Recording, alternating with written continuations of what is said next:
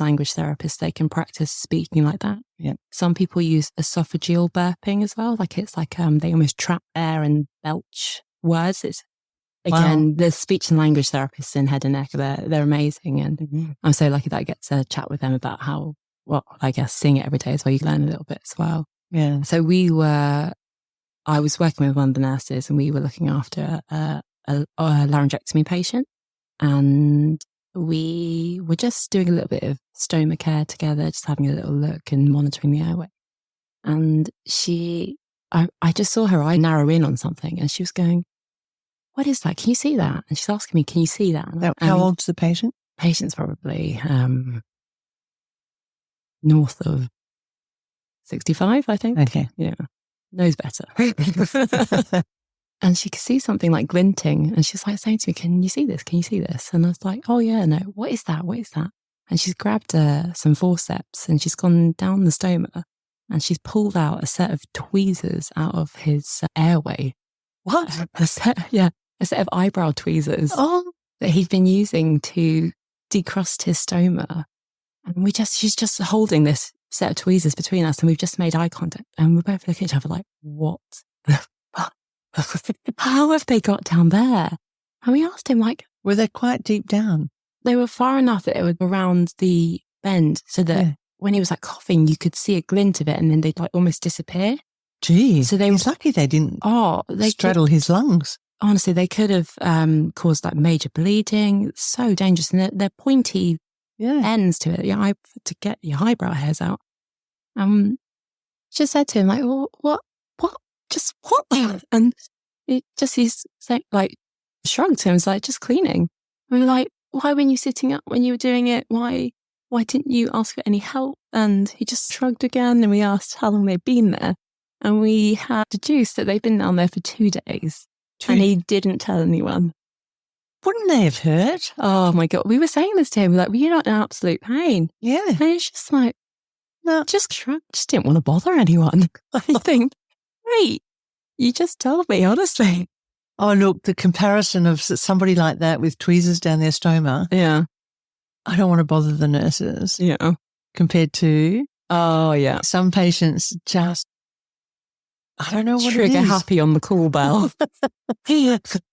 Yeah. Oh, it tends to be, for me, I've noticed just the younger lads. First time away from home, maybe. Just a little bit anxious, just need a little bit of hand holding. Bless them. They're the ones that they're buzzing you and asking you for really, really small things, bless, that they could just maybe think you want to be like, "Hun, do you want to you can walk to the beverage bay and get yourself a glass of water." And these small things like, "Oh, I need a new pillowcase, I need this." Yep.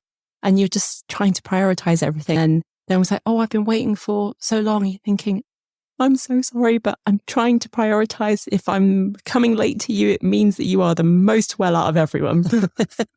That's right. Yeah. Come with me so I can see what I'm actually doing. Yeah. We'll take a little tour and I'll show you what my other patients are like. When I started my training, we had all the wards, the beds in the ward. So there'd be 6 to 8 beds. So the patients could see how busy the nurses were. Yeah. We're now with individual rooms. Yeah. They don't know what you're doing. You're not answering the bell. They think you've gone off for your tea break forever. They're in their own world. They're your only patient that day. Yeah. The difference, isn't it? There'd be that poor person that's crumpled on the floor and they'd be like, "Oh, just didn't want to bother you." And you're thinking, why? Please bother me for this. Did the little guys end up crushes on nurses and things? Oh, I don't think so. Like, I'm sure they would never say anything anyway, but we've got there's a few like stunning girls that I work with, and you can just tell that the young lads fancy them.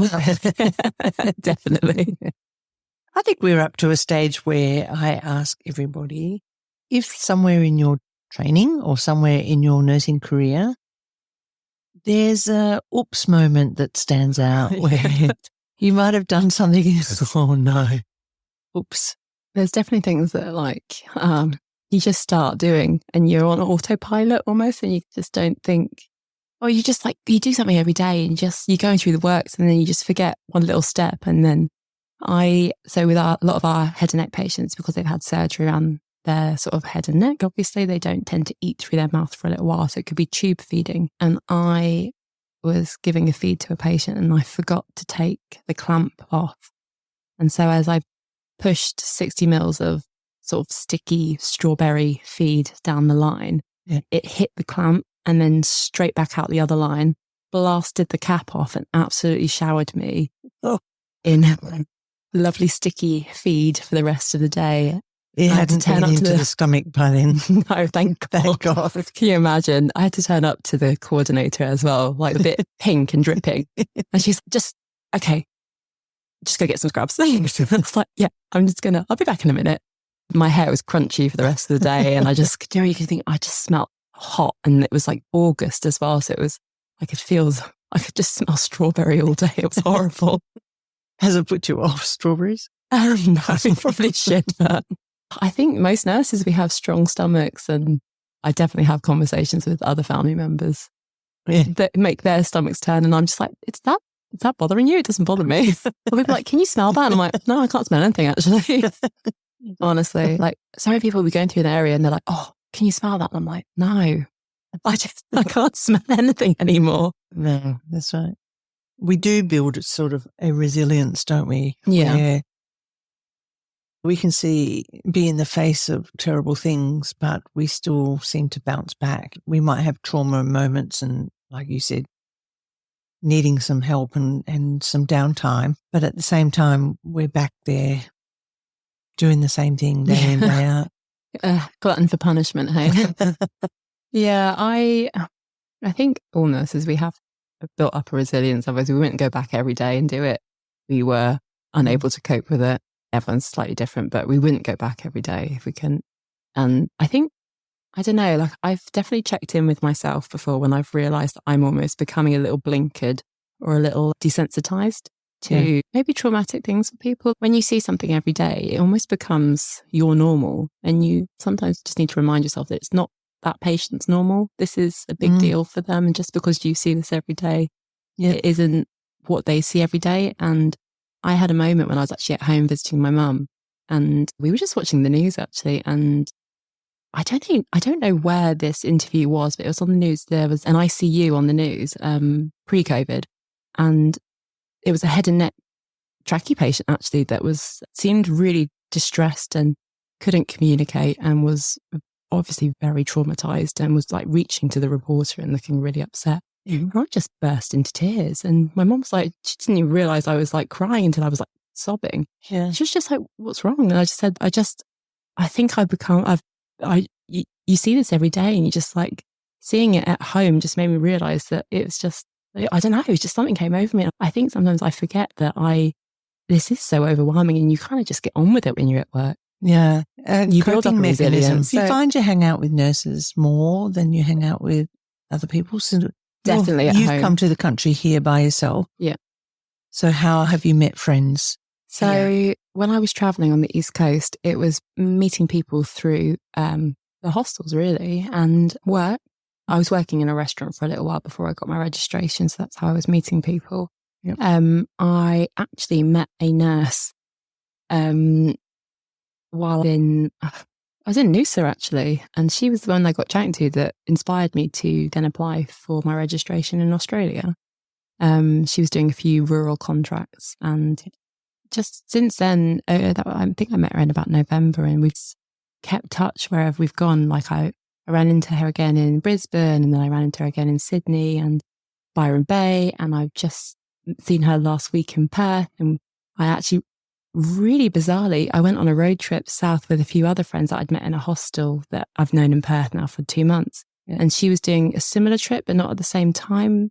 And I just heard my name called out on the beach in Albany. And I turned around and she was on the same beach as me. And I was like, I think we just gravitate towards each other as nurses. We just have a pull. And no, it's been nice to catch up with her about her experiences as working as a nurse in Australia. And we can debrief and say what's different and what we like and what we don't like, and just how we're getting on. And you met another nurse yesterday in the office. Oh, yeah.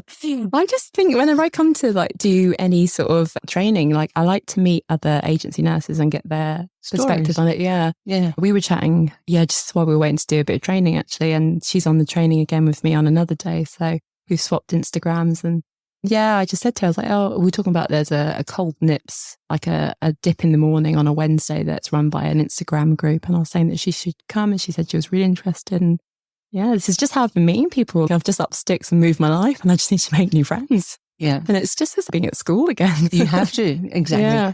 And you were saying cold dips, you like being able to swim in the ocean.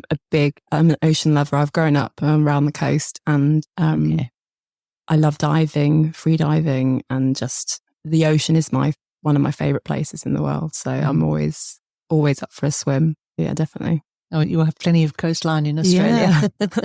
I hope you get to see a lot of it. Yeah, I hope so too, actually. Yeah. How long have you got left here in Australia? So I've got up here up until about August. My plan is I've done a southwest road trip, and I'm staying around Perth and working. And then I'm going over to Asia for a couple of weeks to travel across Indonesia. Yes. 2 weeks with some friends over my birthday next week. Oh, happy birthday. Thank you. Because my original plan was to do a few months there, but because I want to work on getting my second visa for Australia, I need to commit the time to working in Australia. Yeah. So I just thought, rather than wasting the vaccinations I've had, I'll do 2 weeks over my birthday. We will do a bit of traveling. And if I come back here in the future, there'll always be time to go back over to Asia. And then I would love to do a rural contract in nursing here, just to say I've done it. My friend who I met up with recently, she's done, I think, 3 rural contracts now. She said it's the best. She said it's so much fun. Yeah. Like it's a different type of camaraderie that you're changing every day and you're meeting new people. It's like you're seeing the same people. It's great. Same. And you're in a little hospital, small hospital. I think it'd be great. I'd love to do it. Yeah. Yeah. Just to tick it off the list at least. Good. Yeah. Thank you so much for taking the time and coming and chatting and telling us your stories. And I'm glad it's not all bad. Yeah. Because we heard so much about COVID, and we watched obviously the news clips were all traumatic, and people dying, and staff overwhelming and going down, and the number of nurses or medical staff had died because of COVID. It was frightening. But here we are, somebody that's learnt from it and grown from it and excited about life post-COVID. Thank you for having me. I'm really, really glad I could come and be on your podcast. I've really enjoyed myself. I completely agree with you. It's nursing is tough, but there are highs and lows like with any job. And if you're surrounded by good people that look after you and you look after them, you'll always get through it together, which is what I love about nursing. It's a caring sport. Absolutely. Thank you so much, Alex. Oh, thank you. Thank you for tuning in to Conversations with Nurses. To find more episodes, head to iTunes, Spotify, or wherever you get your podcast. If you are a nurse with a story to share, send us an email at nurses@barefoot-media-co.